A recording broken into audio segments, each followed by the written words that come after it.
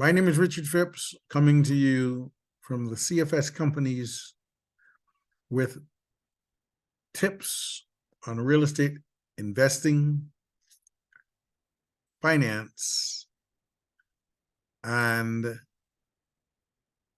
home buying process.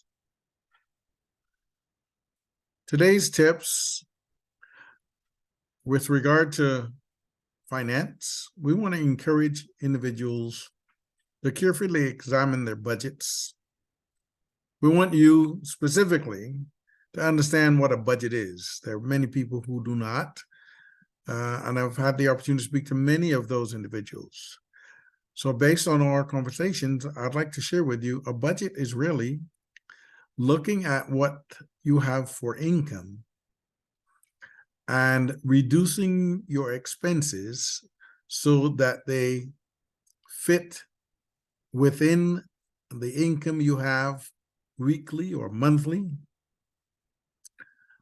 The alternative is to increase your income before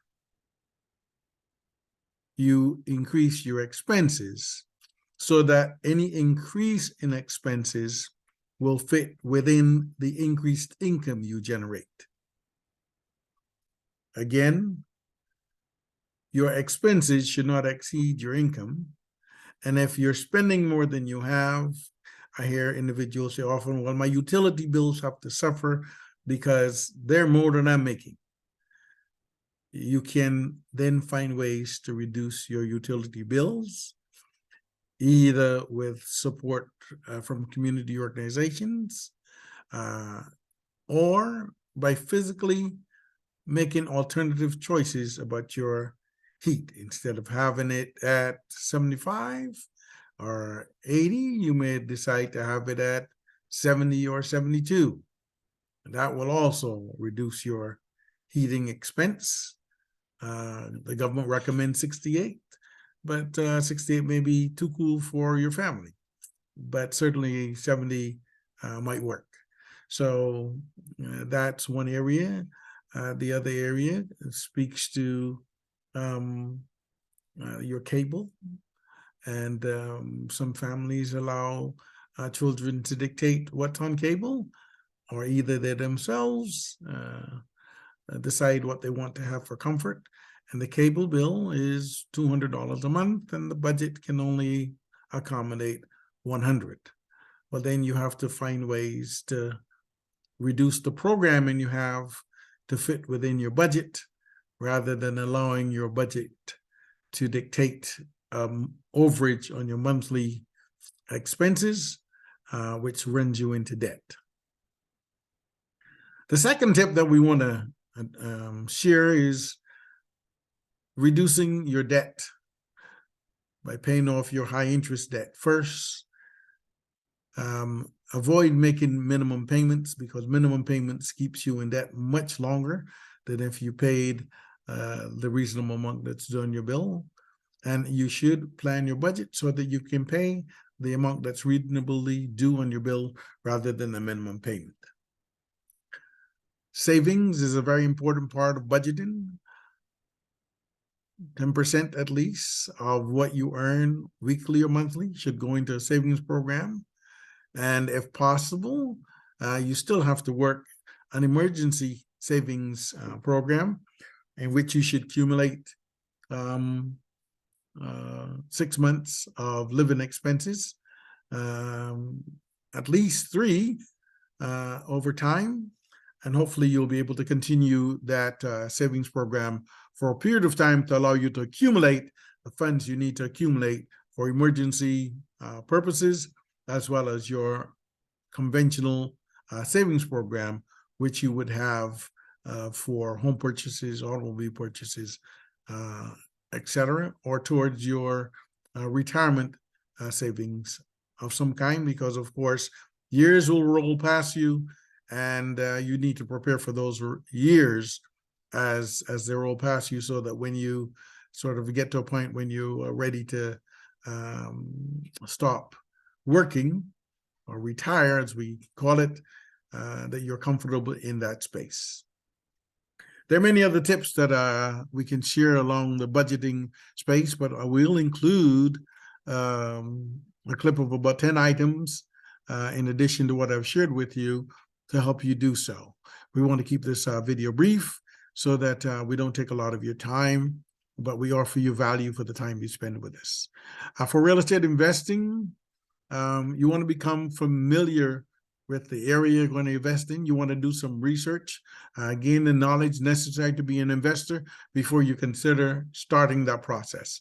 You must gain knowledge of the market. You must have resources in order to do so, in terms of gaining knowledge of the market, but also resources in order to purchase if you're going to move in that direction. And you should only invest dollars that you can afford to lose, because if a loss is going to cripple you, then it is not time to make that investment. You need to be prepared for such investments. The second thing on real estate investing, besides getting to know the market, get to know the product that you'll be acquiring, whether they're singles or multis, whether there's commercial strips. What does your appetite accommodate? But you need to have the funds to support that. You should find an investment buddy or advisor to help you through the initial stages till you gain some experience. That'll prevent you from making major mistakes that will cause you loss of money as well as time. Beyond the real estate tip for real estate investing, we also offer some encouragement to first-time home buyers, because we look forward to moving properties from real estate professionals or through real estate professionals to first-time home buyers to help them start building wealth, stability, and tax options for reduction by home ownership. So all of these things are relatively important, and we want you to be able to be familiar with these things, all in the package of real estate, finance, and investing. Now, you can hear more about these topics and get more information. You just would join our Facebook page. There's also a page for financial services, both of which you can connect it to get regular input on the challenges associated with real estate finance and investing, and how you may be able to make your best choices or connect to opportunities where those choices are assured in terms of your success. We look forward to our continued sharing with you. Hopefully you'll continue to follow us. Follow us on Facebook, on Twitter, on YouTube, all the resources that are available, because you get different tips at different times, at different days, and they may come from different sources, as well as our affiliates and partners. So stay with us, continue to connect.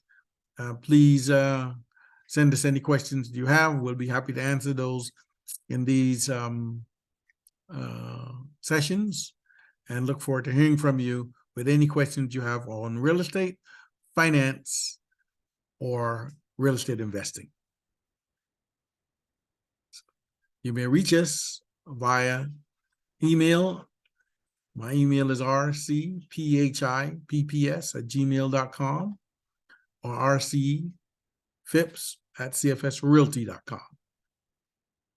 We try to make it easy and for you, and our office is 617-296-7730, or you can also call 1-888-296-7730.